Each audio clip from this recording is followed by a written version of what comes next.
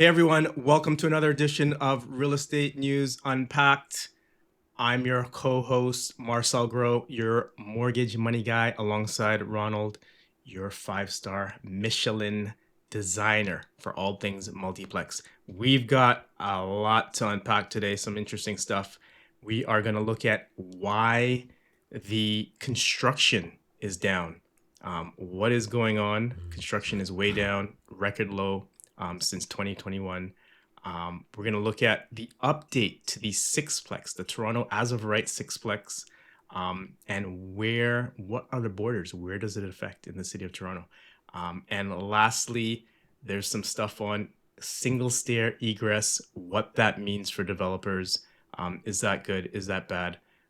Definitely a cost analysis may need to be done. All of that today on Real Estate News Unpacked. Let's jump into it. So first things up, Canada sees its largest monthly drop in residential construction since 2021. Residential construction fell, investments fell 4.5% in April. The steepest decline in dollars in nearly 3 years. I'm seeing this directly in our lending business. We're doing a lot less construction this year than in previous years. And even the amount of appetite for construction lending is pretty much gone in the private sector, private lending space. So I'm definitely feeling and seeing this in real life. This is something that's happening.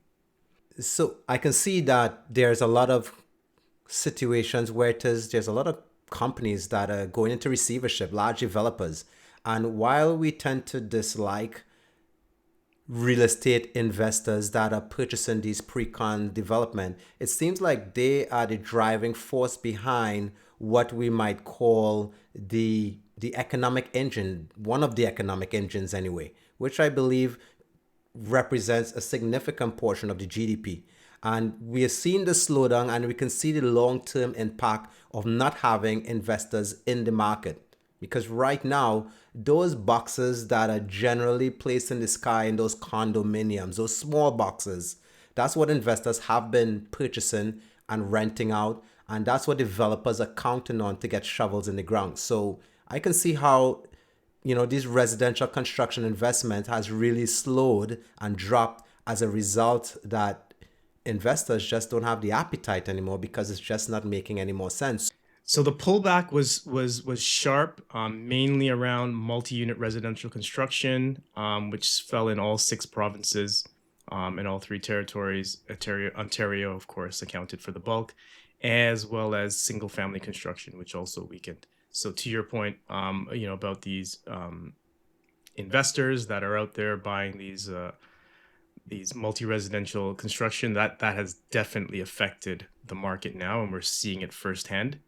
Where, like you said, lots of receiverships, lots of projects stalled. We are definitely seeing that in the market, and the statistics are now showing that. So, okay, to your point, this downturn in residential investment comes as housing markets across the country remain subdued, with both buyers and builders grappling high interest rates and affordability challenges. So, once again, do we need these investors to prop the market back up? That is the $1 million question, right? I don't know the answer to that. What that brings is investors are looking for certain size units. The economy and the need is looking for larger size units, and where that will converge in the future, in the near future, is yet to be seen. So this is an interesting conundrum. This is definitely something that's unfolded here. And like, to your point, once again, construction does represent a large portion of the GDP. It's actually like 8th in line as far as the GDP is concerned. So in Canada, so it's a major benchmark for housing, and something that drives the economy, and something that we need to keep a close eye on. Yeah, I find that really interesting. In fact, I did see a report coming from Toronto. And while there's a lot of stats currently out there, to your point you just made, a lot of those stats are actually single bedrooms, right? Studios. And that's not reflective of what the market is actually requiring. So I would think, in essence, we're essentially still in a crisis, even when buyers come back, because, there's not going to be the housing that the market is actually looking for because of all these boxes. So it's a kind of a conundrum, right? A rock and a hard place that we're in. So all this is happening just as the country's housing needs are growing. CMHC just released a bomb drop report, which basically says we need to double our housing over the next decade to bring affordability levels back to 2019. We've got the link below in the description, and we're going to be unpacking that very, very shortly in the weeks ahead. So super, super, super important report if you want to understand what's going on, where that housing is needed.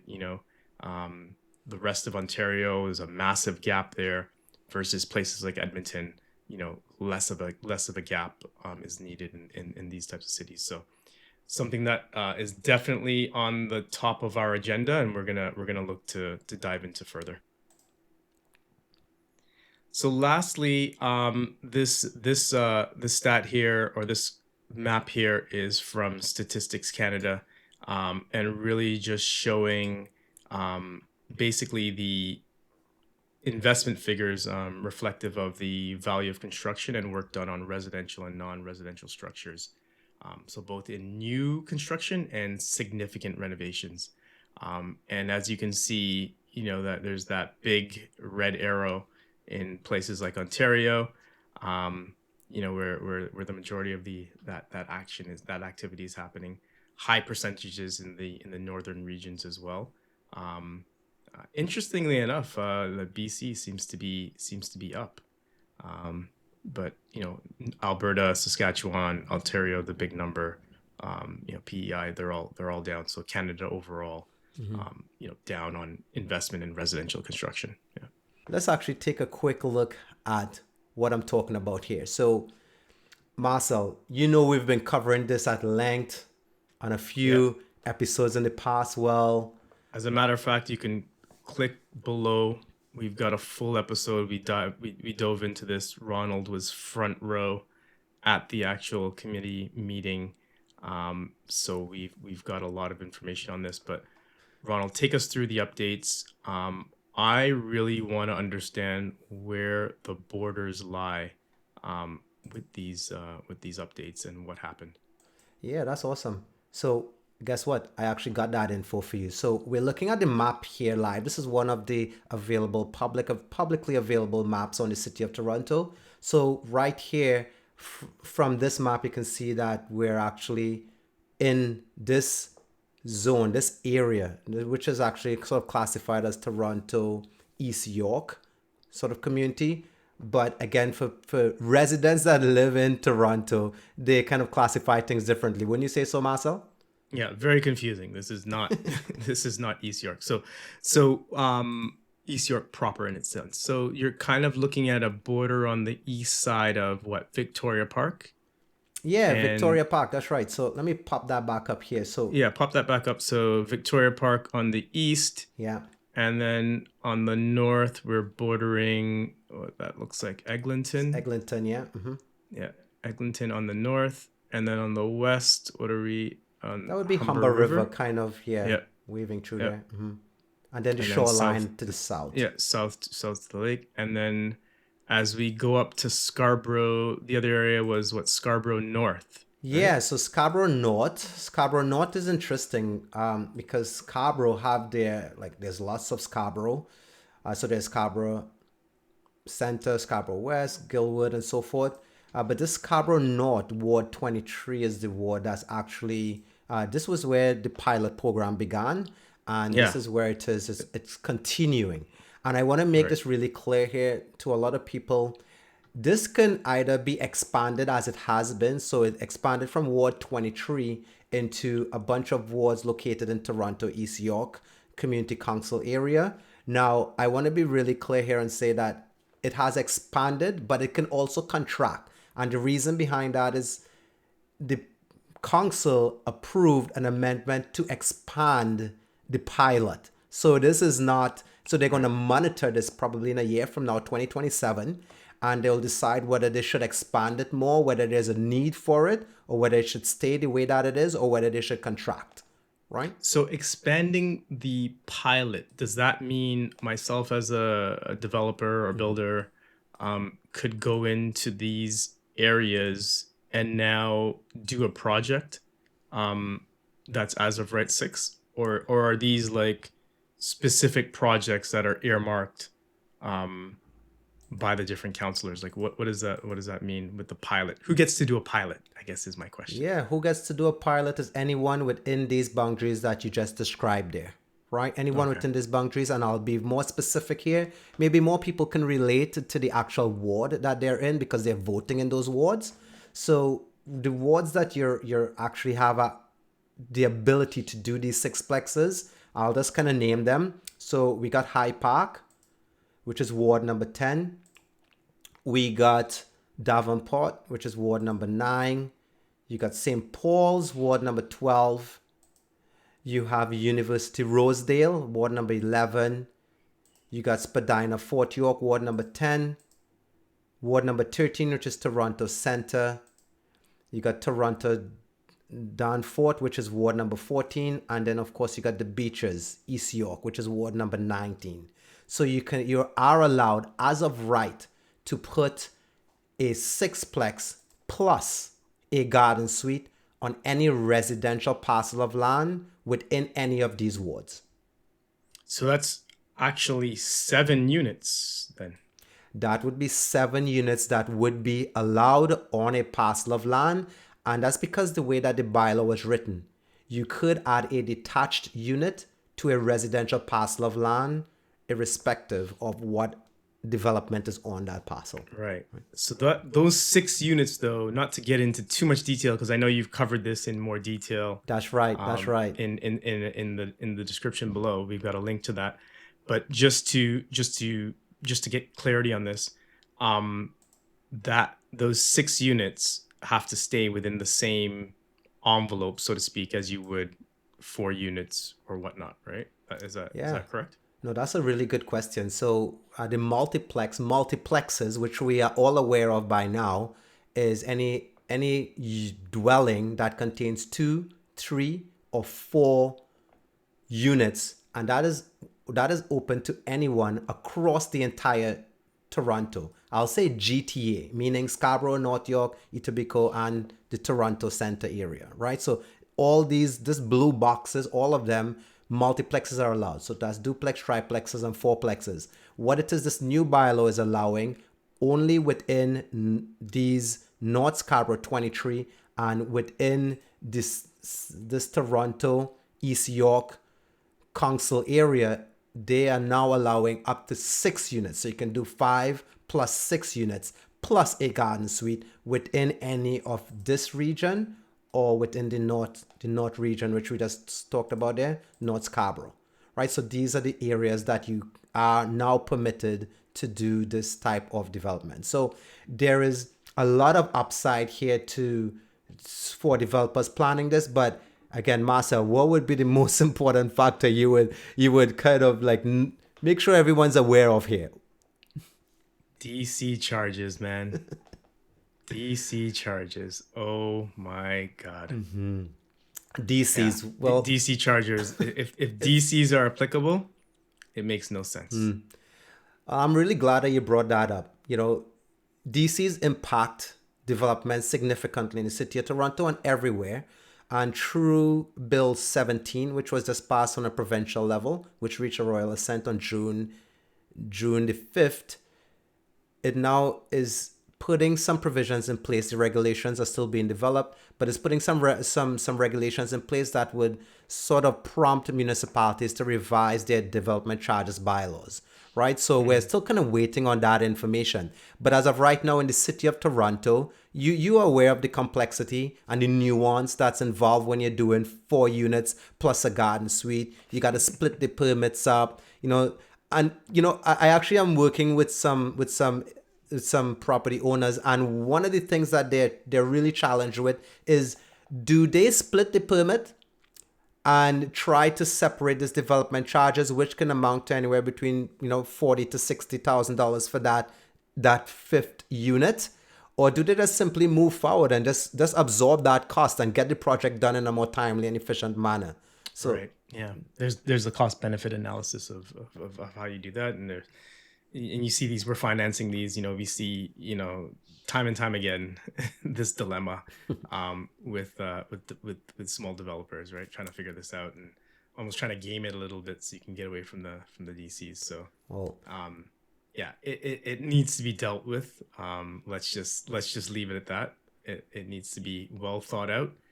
If you want the activity and you want the projects to pencil and you truly want this development to happen, you got to think that through. and that's great. City of Toronto. I think that's really great to note that it's not extended right now to 6 units. And while there may be many that may seem to think that if they move forward with a sixplex today, that it would be they would be waived up to 4 units. Well, that's currently not the requirement.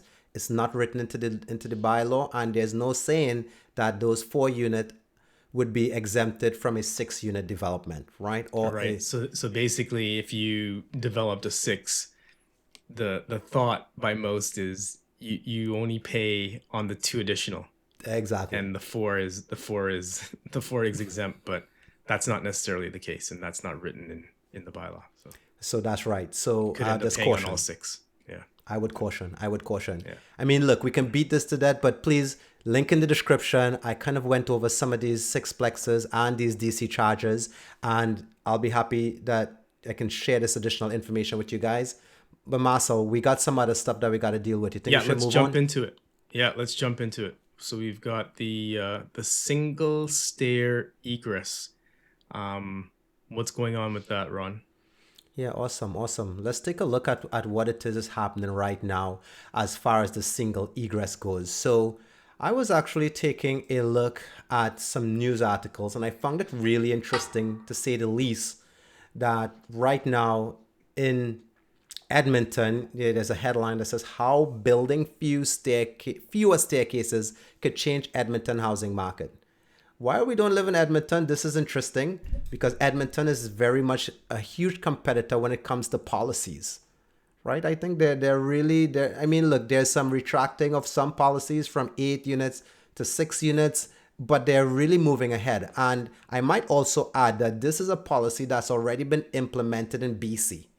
BC is already allowing single staircases within the confines of their updated building code. So BC has its own building code like Ontario, right? Right. And BC's usually ahead, I would say, on innovative methods and means of construction and just even overall their thinking, in general. I see that from BC. So yeah, kudos to them for kind of leading the charge on really figuring things out and being innovative, right? Yeah. And look, there is a lot of various parties that need to be involved in this whole conversation. So I'll just kind of list a few of them, but there's the national building code, there's the international building code, there's fire codes, like there's a lot that has to be discussed here. And, lots of research went into this particular decision. And hence the reason why Edmonton is making this decision, and you can see is a proposal that they're making to change this, because this is maybe a huge advantage. Well, here the good news about this. The good news is that there is a chance that we can see this coming to Toronto, right? Toronto may very well be seeing the same thing. And, I sort of highlighted an area here which says, accordingly, I quote, an alternate solution is required to comply with the Ontario Building Code, where a permit applicant is instead proposing a single means of egress. So while I'm not going to get into all the details of this, Marcel, I'll say that it's really important that the listeners know that there are some buildings that do require, as per the building code, a second and separate means of egress, right? So if you're doing a 2-unit conversion, not required. If you start getting into multiple units, that is required. You start to get into more than 2 stories, that is required, and so forth. Now, there is a bit of a trade-off here, right? Because when you start to introduce single stairs, there's other requirements that could very well be triggered, right? And for those of us who may not know, so this is the field that I work in, this is what I do every day. An alternate solution application is a separate application from a building permit, is essentially a request that you're making to the chief building official. So this goes directly to the office of the chief building official, in this case within Toronto, to ask them to consider the alternate solution that you're proposing, right, for this. So Ronald, so now that means I'll essentially have an extra cost. In addition to my permit drawings, I'll have this alternate drawing that I have to pay extra for, obviously, for a professional like you. That's right. And it may be considered approved at their discretion. Is that what we're talking about here?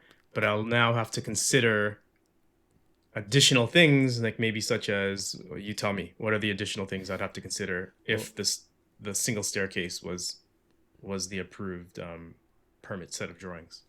Well, Marcel, I couldn't put it better. I really like your choice of words. In fact, I like the word discretion. And I like all discretion to be my own. You certainly don't want the discretion to be the city, the building department, someone else's. And in this case, that's exactly what you're doing. The city, at their discretion, will determine if the risk is mitigated sufficiently enough to warrant a single staircase. And this could be problematic, especially if you are basing all your pro forma data and stuff like that on that single staircase, right? So, and basically, you'll have to, as a developer, you'd have to basically have two cost analysis, two cost benefit analysis of the project. One as per usual, one with the single staircase egress, in addition to all the other things that may be required as a result of a single staircase, such as like maybe additional sprinkler systems, right? Yeah, so sprinkler systems is one of those things that may be a requirement. Occupant load is something that they're considering as well. Maybe there might be some elevator requirements, fire separation requirements. Let's stop right there. Yeah, let's stop right there. Let's move on. Yeah, when you start putting elevators inside these buildings, right? Who knows, right? You had me out at elevator. I'm done here. Yeah, so definitely it's a really nuanced thing, and this is something that the chief building official has the ability to determine whether you have met certain type of functional requirements as per the Ontario Building Code to permit the single staircase to function. So their priority is to make sure that the occupants of those designs, property, proposed buildings are going to be safe, right? And I have some examples here that I kind of wanted to show just to give someone an idea of what it is this can potentially look like. So what I'm showing here is, won't get into the details, but I'll be happy to share some of these images as well in some links below. But this is what you're looking at, is a scissor stair. So this was a property out in Toronto where it is we actually laid out the scissor stair application in the front. As you can see, there's 2 stairs that essentially is traversing each floor. And there are 2 entries and exits from each floor. So they can go up and down any of these floors. And this is kind of essentially what a scissor stair would do. And why is this an option that we certainly explore, is that this option provides a much more efficient use of space. It provides a much more efficient use of internal space. It is actually allowed by the building code if done properly. And of course, you need to meet all the necessary fire rating and so forth. And what it is I have seen, and what is most developers have actually chosen or opted to go with such a layout, is because they get to increase the building efficiency, right? So I don't know if you want to talk a little bit about that building efficiency and how that plays into a performer. Well, your gross floor area and your sellable is directly related to your performa, right? Or your rentable area for that matter. So what you're saying is, in that example there, you brought the staircases each unit had 2 exits. You brought that to the outside of the building. That means on the inside of the building, you have less common area, or basically no common area. It would all be usable area. Is that what you're saying? Yeah, so there will be less common area because now, opposed to having a large area allocated, so let's just say in this case, maybe 15% of the floor space is now taken up with the stairs. So you only really have 85% of the floor area to create livable space, rentable space. Right. Now, Okay. you can now probably reduce that maybe to 90. Who knows? Like, I mean, this is all bearing on the actual design, the parcel of land available, what's your zoning envelope and so forth, or buildable area.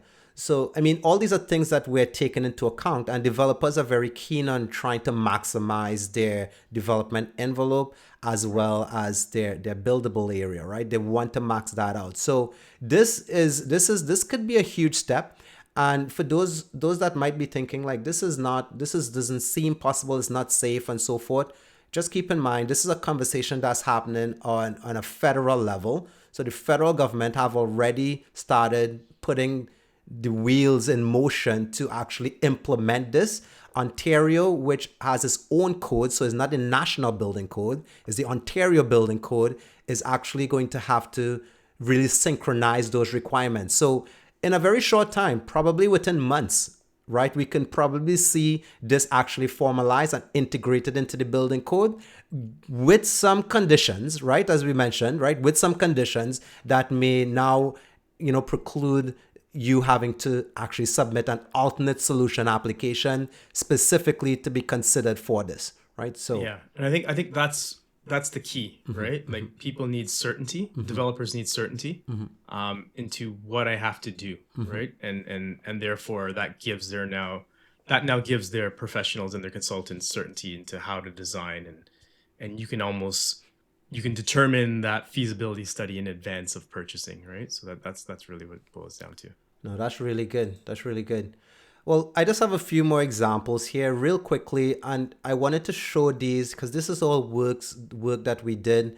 And on this particular project here, there was an escape stairs. And escape stairs, by the way, for those who are unaware, is like you can't put an escape stairs, meaning this exterior stairs that's attached to the building, on a new build. It has to be enclosed, like in the previous image that I was showing, right? So in this case, this was a new build, so we must enclose the stairs, and we need a second and separate exit for each dwelling unit. In this case, the stair existed on this building. We retrofitted the single detached home to add 5 units to it. We had to ensure that each unit either had a separate exit or a second and separate exit if it was shared with another unit, right? So in this case here, you can see how it is if you're retrofitting a building. Now, being able to accommodate a single stair for multiple units can really add a lot of efficiency to the design process, to just the operation of the building, and of course, providing everyone is safe within the building, right? Yeah. No, they're not the prettiest looking, but they're necessary for safety. So yeah.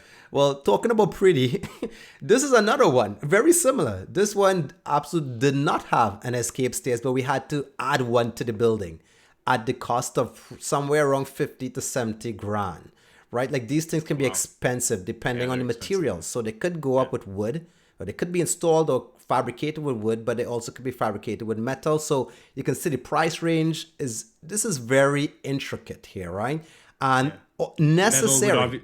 Metal would obviously be more expensive than wood, especially in a case like this, right? Exactly. Would it be required based on the design and height and all that kind of stuff of the building? Like, would one over the other be required, or can they be done interchangeably? Well, I would say we would always suggest that they go with steel. It has just more durable, more longevity. However, these could be done with PT, pressure treated wood, right, at the right size members. So they could very well be done, and they do have a significant or reliable life cycle as well, right? So I wouldn't necessarily say wood is better than steel or steel is better than wood. It really is what is within the budget to be done, because you can see there could be a significant, if you were doing wood, it can probably even cost something like this, can probably cost maybe 25 grand versus the 40 or 70 grand, right? So this is something that needs to be taken into account. But what I really want to stress here is that even on a building where we're doing a major renovation, today we still have to include that second and separate exit, which can lead to a behemoth, right? A Frankenstein of a building with this huge type of egress requirements, right? Now, in this case, there was an interior stairs already existing. That interior stairs would suffice the requirement. And basically, now you don't have to account for this additional assembly on the exterior unless you want to do it as a discretionary, right? So this is why something like this can really add to the feasibility on a lot of these type of projects, right? Excellent. Well, listen, thanks for chopping that up, unpacking that, Ron. Yeah, super useful information. We'll definitely keep an eye on the single-use staircase. I think once it meets building code, that's kind of where, I'll dig into it a little further in terms of applicability. Hey, just hire me, my friend. Just hire me. Just hire you. Just hire you. All right, Ron, take us home. Yeah, awesome. Well, thank you very much, guys, for joining us today on this episode of Real Estate News Unpacked. This is me, Ronald, your co-host, your 5-star Michelin Multiplex Designer. And I'm here with my co-host, Marcel, your mortgage money guy. We are happy to share this information with you guys. So please be sure to like and subscribe and leave us a comment so that we can respond to it on our next episode. All right, we'll see you soon. See you.